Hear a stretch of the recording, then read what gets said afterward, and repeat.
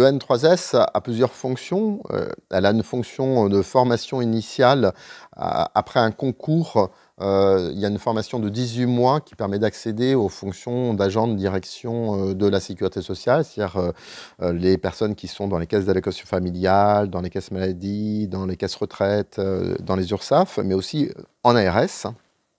On a une fonction de formation continue qui porte à la fois sur le management, mais aussi sur les politiques publiques. On a beaucoup d'éléments sur les politiques publiques et qui sont ouverts à tous. Et on a du reste une collaboration avec la Caisse des dépôts sur ces sujets de formation continue. On a une activité de formation à l'international. On est très attaché à cette activité. On accueille notamment des cadres francophones, notamment d'Afrique, mais aussi d'Haïti, d'autres pays francophones dans le monde, donc à Saint-Étienne, mais on fait aussi des formations sur place. Et puis on a une fonction études et de recherche. On a une revue qui s'appelle Regard et on fait un certain nombre de recherches.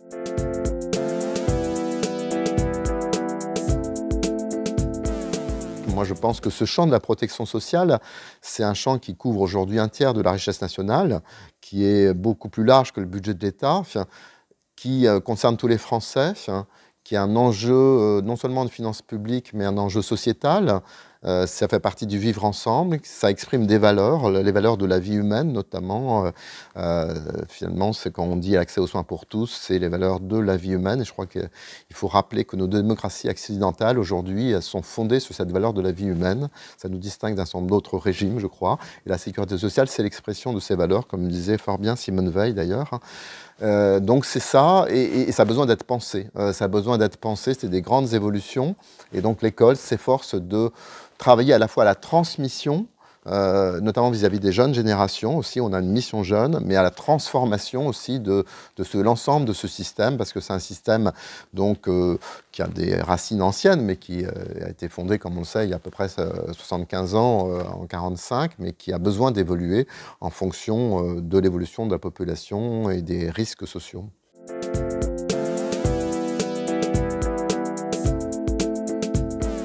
On distingue généralement deux types de philosophie en matière de sécurité sociale. Une qu'on appelle bismarckienne, qui est plutôt une philosophie d'assurance sociale, de nature professionnelle, et bismarckienne parce que le chancelier Bismarck a été le premier à introduire ces systèmes à la fin du 19e siècle en Allemagne. Et puis une philosophie beveridgienne, Lord Beveridge, donc, qui est plutôt une philosophie universaliste et qui a été construite philosophiquement donc au milieu juste avant justement la création de la sécurité sociale en France pendant la Seconde Guerre mondiale. Et la philosophie de la sécurité sociale française s'inspire en fait de ces deux courants de pensée. Et surtout, elle a dû faire avec l'existant. C'est-à-dire qu'il y a plutôt une philosophie universaliste, régime général de sécurité sociale, mais on avait des régimes antérieurs, qu'on a appelés assez rapidement des régimes spéciaux, pour les distinguer de ce régime général. Et on n'a pas pu, en 1945, totalement avoir la concrétisation d'un régime universel unique, qui était un peu l'ambition que s'étaient donné les créateurs. Et donc l'histoire de la sécurité sociale, c'est déjà en partie la façon dont on va essayer d'arriver à ce qui était l'ambition des créateurs, mais qui n'a pas pu être vraiment réalisé en 1945. Donc une généralisation inaboutie en 1945, par exemple les travailleurs indépendants refusent d'intégrer le système régime général. Ceux qui étaient dans les régimes spéciaux restent dans les régimes spéciaux. Donc on va créer un régime général, mais on va essayer au fil des années de progresser sur à la fois la généralisation de la sécurité sociale à l'ensemble de la population et la convergence des régimes. Donc ça, c'est une grande partie de l'histoire du système. Et donc des régimes indépendants vont se créer à côté du régime général.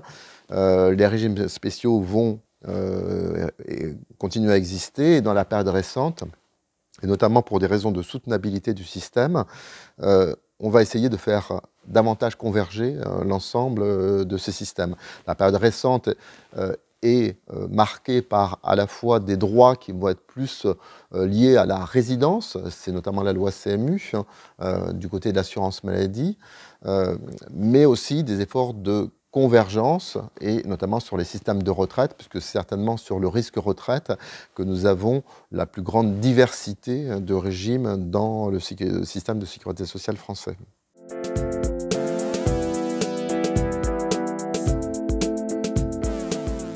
Cette idée de convergence des systèmes va plutôt conduire à limiter les spécificités de certains régimes. C'est le travail qui est fait sur la convergence des règles de droit, notamment en matière de retraite. En matière d'assurance maladie, c'est déjà quasiment fait, puisqu'aujourd'hui, les règles de droit sur les prestations en nature sont homogènes pour l'ensemble de la population. C'est le cas aussi en matière d'allocation familiale. Donc de ce côté-là, pas d'individualisation, et surtout, enfin, c'est pas un terme qu'on aime beaucoup dans la sécurité sociale, parce que l'idée, c'est bien la solidarité collective. Enfin, on n'est pas dans un système d'assurance privée, on est dans un système de solidarité collective qui est de la prévoyance, mais de la prévoyance non seulement mutualisée, mais solidaire. Donc, tout le travail, c'est d'arriver à conjuguer une notion de contributivité qui existe, qui est forte, mais aussi une notion de solidarité. Et c'est ça la sécurité sociale, c'est ce mélange de contributivité et de solidarité.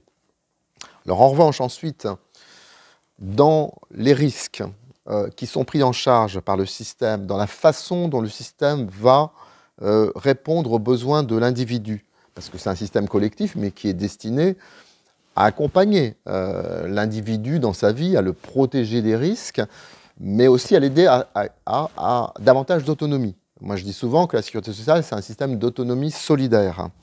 Donc, comment on ajuste les risques pour accompagner l'intéressé? Au départ, on a surtout des prestations en espèces, des prestations qui sont des revenus de remplacement du salaire, parce que finalement, le début de la protection sociale, c'est lié à la salarisation. La salarisation, c'est très bien parce que c'est un revenu régulier, mais vous avez des événements qui font que vous n'avez plus de salaire parce que vous êtes trop vieux, vous êtes malade, vous êtes au chômage, etc. Donc c'est ça le revenu de remplacement du salaire. Ça, c'est le premier pan de la sécurité sociale. Ensuite, on va ajouter un pan qui est les prestations en nature, la couverture du risque maladie, les dépenses de soins, c'est de plus en plus cher. Et donc, comment on protège contre ce risque d'être exposé à des factures très élevées pour se soigner. Donc ça, c'est le deuxième étage. Il y a un troisième étage qui est en train de se mettre en place, qui a une fonction plus servicielle, une fonction de service, d'accompagnement du parcours de la personne. Parce que la vraie demande, je le disais, c'est une demande finalement d'autonomie de l'enfant jusqu'au grand âge. Et pour prendre le sujet du grand âge, et ce n'est pas indifférent qu'il ait été créé une 5e branche autonomie récemment dans le système de sécurité sociale, eh bien, ce qui est demandé, c'est tout ce qui permet à la personne de continuer à vivre chez elle comme elle l'entend, donc des services de proximité. Et donc cette notion de comment je construis des services pour permettre à la personne de continuer à vivre chez elle, par exemple, oui, c'est quelque chose qui maintenant est fort dans la construction du système de protection sociale. Donc on a ces trois réponses, une réponse monétaire, revenu de remplacement, une réponse sur la couverture de risques, prestations en nature, et puis une réponse plus en matière de services.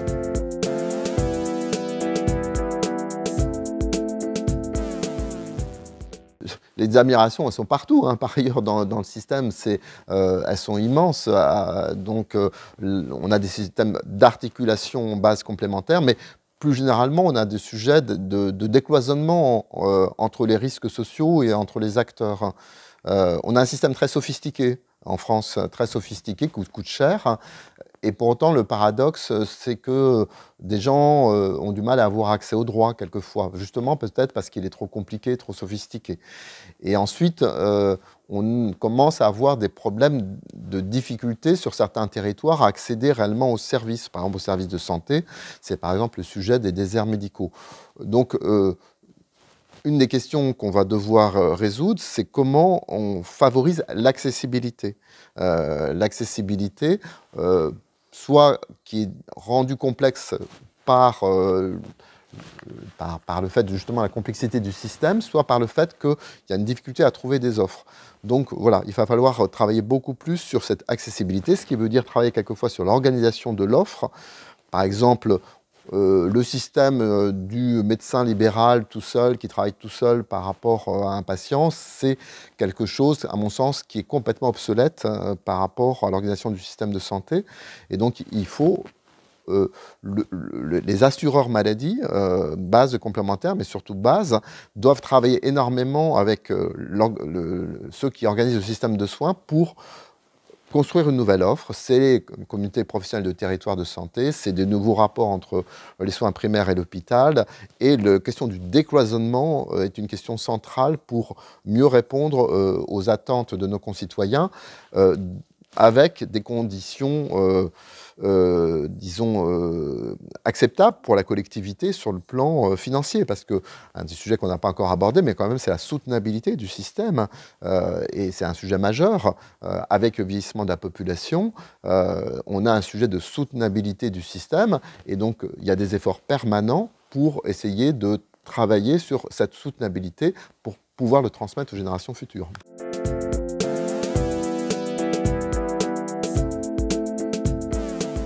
Je suis obligé de dire, ça c'est ma mission président du Conseil des financements de la protection sociale, regardons les choses en face. Alors, nous étions dans une situation assez satisfaisante avant la crise sanitaire. On était revenu très proche de l'équilibre de l'ensemble du système. On avait des perspectives plutôt bonnes. On pouvait penser qu'on allait éteindre complètement la dette sociale en 2024. Donc tout ça, c'était plutôt satisfaisant grâce aux efforts collectifs faits par les Français, grâce aux efforts retraite, aux efforts sur le système de santé. Donc c'était bien. Et la crise sanitaire, malheureusement, est revenue remettre tout ceci en cause. Et maintenant, on sait aussi on risque d'avoir des effets très forts liés aux événements internationaux. Donc on est dans une situation nettement moins favorable, et notamment sur le système de santé, sur le financement du système de santé, qui a été mis à rude épreuve, tout le monde le sait, dans la crise sanitaire. Mais non seulement il y a des dépenses exceptionnelles liées à la crise sanitaire, tout le monde a en tête les dépenses de tests, de vaccination, et la nécessité pour l'hôpital de faire face à ces afflux très importants de population aux urgences et en réanimation. Mais au-delà de la crise sanitaire, cela a mis en évidence les problèmes d'attractivité des métiers, et ce qui a conduit les pouvoirs publics fort légitimement à revaloriser un certain nombre de métiers dans ce qu'on appelle le Ségur Santé, et ça pèse forcément sur les finances de l'assurance maladie dans la durée. Donc on a la crise sanitaire a eu des effets paradoxaux sur la protection sociale. À la fois, elle a montré tout son intérêt. Jamais on a plus utilisé la protection sociale vis-à-vis de l'ensemble de la population. Et tout le monde a vu que c'était bien. Et en même temps, elle a fragilisé sur le plan financier. Et donc maintenant, il faut un peu regarder en face la question pour l'avenir du financement de notre système de santé, et aussi du sujet retraite, et aussi du sujet du vieillissement, comment on fait face au vieillissement de la population française. Ce qui est vrai, c'est qu'on a constaté sur 2021 une croissance de l'économie et des emplois supérieure à celle qui était imaginée. Il y a un redressement après la baisse du produit intérieur brut en 2020, donc un redressement très significatif en 2021, et donc une amélioration de recettes très forte, puisque les recettes de la sécurité sociale sont très liées au PIB, et donc on n'a pas encore les chiffres définitifs, mais je pense qu'on va avoir une amélioration de près de 10 milliards d'euros par rapport à ce qui était envisagé au moment du vote de la loi de financement de la sécurité sociale. Donc c'est très bien. Mais les perspectives 2022 sont moins riantes. Je le dis, d'abord, la crise sanitaire continue. Et sur le sujet des dépenses de santé, on sait déjà qu'on va avoir une incidence plus élevée que celle qui a été envisagée dans la construction budgétaire 2022. Et ensuite, les événements récents vont avoir un impact sur la croissance. Et donc, malgré ces bons résultats 2021, nous savons que nous allons avoir des années compliquées sur le plan des finances sociales dans les années à venir.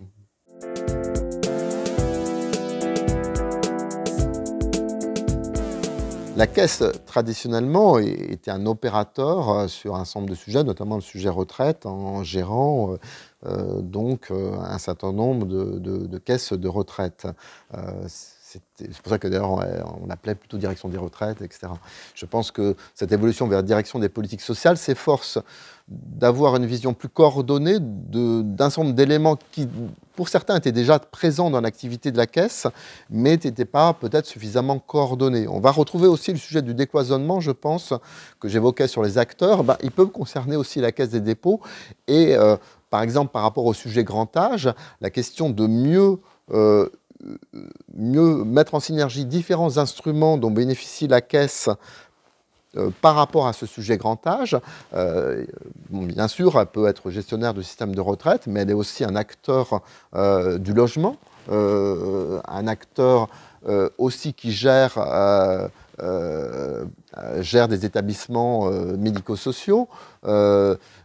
Et donc, il y a certainement un travail sur la synergie de tous ces éléments pour que la Caisse puisse être un acteur encore plus proactif demain des politiques sociales de la France.